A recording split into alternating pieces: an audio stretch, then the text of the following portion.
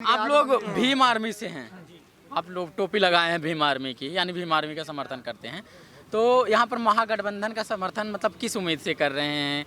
क्या आपको लग रहा है कि भीम आर्मी से रिश्ते सुधरेंगे? मायावती जी रोज कहती हैं कि भीम आर्मी बीजेपी की बी टीम है, तो कैसे आपको किस पे ज़्यादा भरोसा है, चंद्रशेखर आज़ाद पे या मायावती पे? भीम आर्मी पे है जी, भीम आर्मी पे।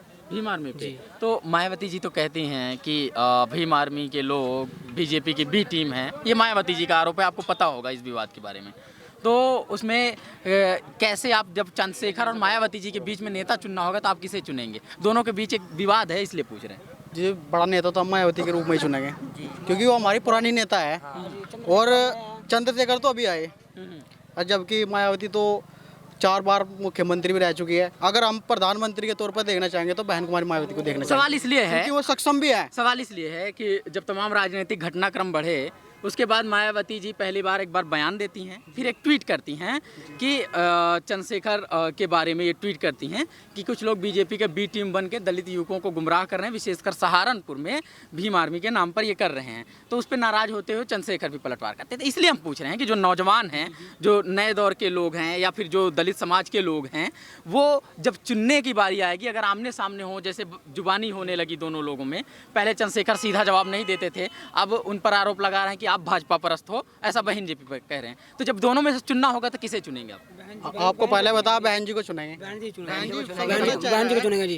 उत्तर बहन जी वजह भी बताइए, बहन जी को क्यों चुनेंगे? भीम आर्मी का जो चेहरा है वो सिर्फ बहन जी मायावती है। इससे अलावा चंद्रशेखर आजाद जब आए थे, शब्बीरपुर में जो झगड़ा हुआ था ठाकुर समाज के बीच में और दलित समाज के बीच में, जब भीम आर्मी के भाइयों ने, दलित भाइयों ने सिर्फ चंद्रशेखर जी का समर्थन किया था, सिर्फ इसलिए कि बहन जी को राज्यसभा से आने में काफ़ी टाइम लग जाएगा और चंद्रशेखर आज़ाद जो है वे एक हमारे लोकल के, हमारे ज़िले के है कि वे जल्द आ जाते हैं, इसलिए हमने उनका समर्थन किया था। लेकिन हमारा जो नेता है वो सिर्फ बहन जी है, बहन कुंवारी मायावती जी। वजह आप भी बताइए कि क्यों कह रहे हैं कि बहन जी नेता हैं, अगर जब चुनना पड़े दो में से एक? बहन जी तो एक हमारी पहली नेता है, सबसे पहली नेता तो हमारी बहन जी, बहन कुमारी मायावती जी, ठीक है। उससे पहले उससे बाद में जो है हमारे चंद्रशेखर आज़ाद जो है भाई, जो आप बता रहे हैं भीम आर्मी के जो नेता बता रहे हैं आप, उससे हमें कोई संबंध नहीं है भीम आर्मी से। लेकिन जो हमारी पहली नेता है वो हम सपोर्ट करेंगे। आपका तो संबंध है। चलिए, आप कह रहे हैं कि मायावती का, तो आप बताइए कि ऐसा मतलब क्यों बहन जी के लिए इतनी विश्वास है? क्या आप लोग को लग रहा है कि कभी समाज के साथ धोखा नहीं करेंगी? बहन कुमारी मायावती जी कभी नहीं धोखा करेगी हमारे साथ। ये बड़ा दिलचस्प है।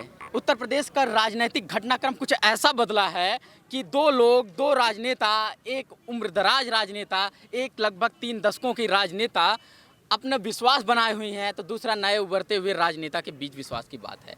एक राजनेता सहारनपुर में हुई घटना को लेकर के अपना राज्यसभा सीट छोड़ देती हैं, तो दूसरा नया उभरता नेता अब लोकसभा में आना चाहता है और वाराणसी से चंद्रशेखर आज़ाद रावण चुनाव लड़ना चाहते हैं।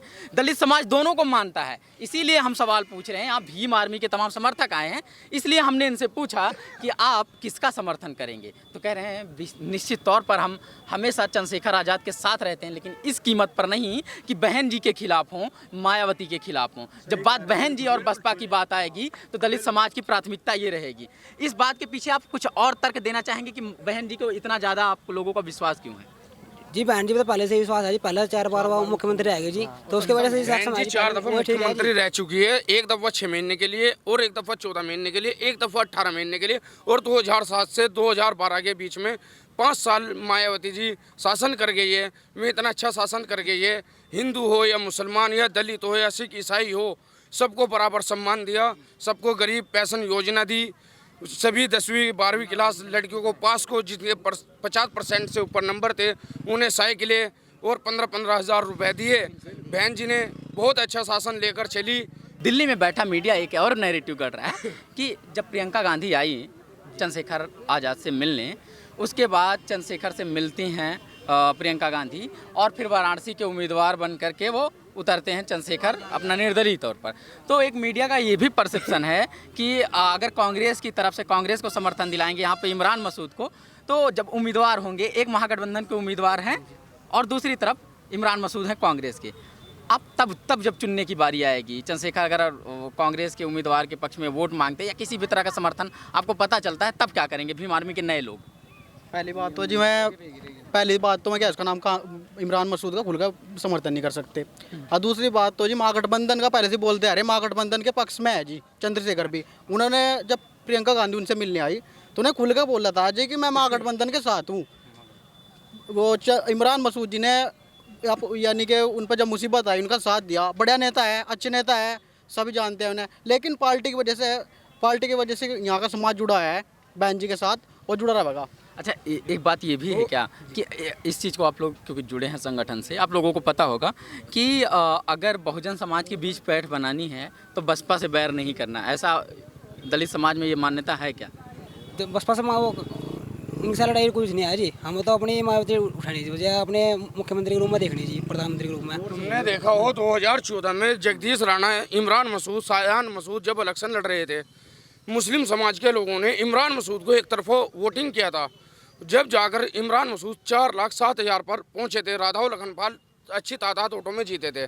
जब हमारे मुस्लिम भाइयों ने इतना वोट देने के बाद भी इमरान भाई को नहीं जिता पाए, तो हम यही कहेंगे कि अगर जो हमें अपना रहनुमा, अपना कैंडिडेट चुनना है, धर्म के नाम पे जो लड़ाई कराते हैं, वोट के नफरत फैलाते हैं, इसे दफन करने के लिए हमें गठबंधन को चुनना है और हाजी फजलुर रहमान को जिताना है। अभी 3-4 दिन से ये खबर चल रही है सहारनपुर लोकसभा सीट पे कि किसी तरह गठबंधन को कमज़ोर किया जाए, लेकिन मैं यही कहूँगा कि मीडिया बिकाऊ है।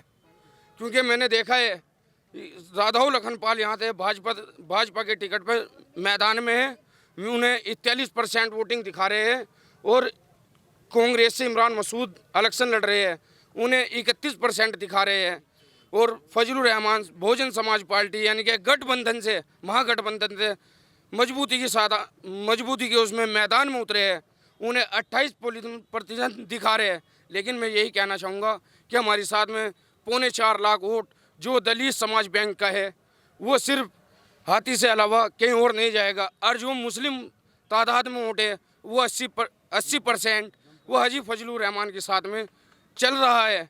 इस हिसाब से हमारा मानना यह है हाजी फजलुर रहमान लगभग कोई 6.5 और 7 लाख के बीच में वोट लेकर जाएंगे, और इमरान सिर्फ बहकाने का काम कर रहा है।